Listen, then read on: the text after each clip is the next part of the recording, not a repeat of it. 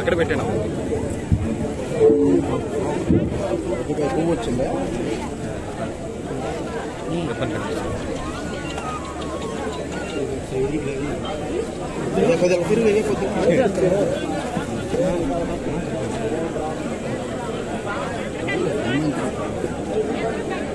Madam గారు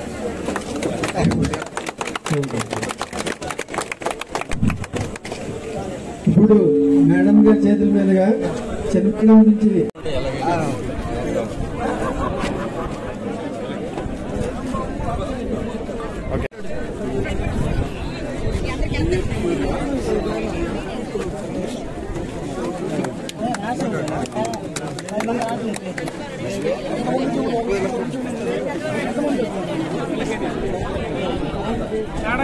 మట్టి నమూనాల సేకరణ మేడం గత 5 సంవత్సరాల నుంచి ఈ స్కీమ్ అయితే ప్రక్కన పెట్టడం జరిగింది మేడం.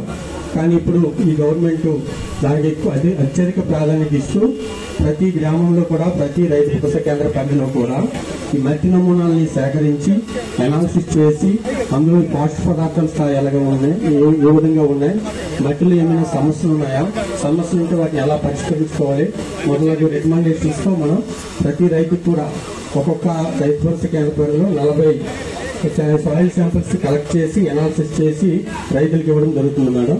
అది కూడా ఇప్పుడు మేము టేకప్ చేస్తున్నాం మేడం. మరి అలాగే మనకి సంబంధించి మన రైతులకు సంబంధించి ఏవైనా సరే పథకాలు ఇప్పటికే మన ఏడీ గారు చెప్పారు. ఆవిడ చెప్పిన ప్రకారం ఎవరికి ఏ సమస్య ఉన్నా సరే ఏమి కావాలన్నా సరే మీరు ఇక్కడ సచివాలయం మన ఇక్కడే ఉంది 7వ మనకి సీతమ్మ గుడి దగ్గర నుంచి కిడిసింగ వరకు వంశధార ఛానల్ అనేది సపరేట్ గా ఒక ఛానల్ ఉంది. ఆ ఛానల్ ఇప్పటికే మొత్తం పూడికలతో గడ్డి అంతా ఒలిసిపోయి నీరు వెళ్ళకుండా ఇబ్బందికరమైన పరిస్థితి ఉంది.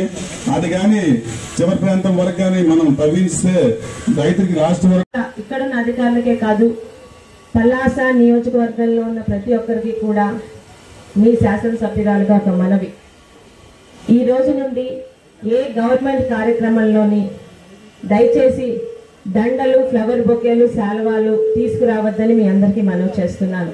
ఎందుకంటే మన సమయం వృధా, ప్రజాధనం వృధా.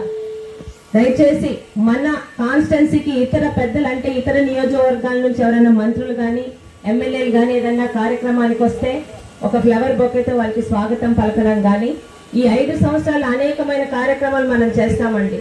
మరి మన జిల్లా మంత్రి గారికి ఈరోజు వ్యవసాయ శాఖ మరియు మార్కెటింగ్ శాఖ రావడం నిజంగా మనకి దక్కిన ఒక అదృష్టంగా భావిస్తున్నాను. ఎందుకంటే ఒక ప్రభుత్వం నుంచి వచ్చే ప్రతి ఒక్క రూపాయి కూడా ప్రజలకే ఉపయోగపడాలని నా వరకు నా కాన్స్టిట్యున్సీలో మనకి కావాలి.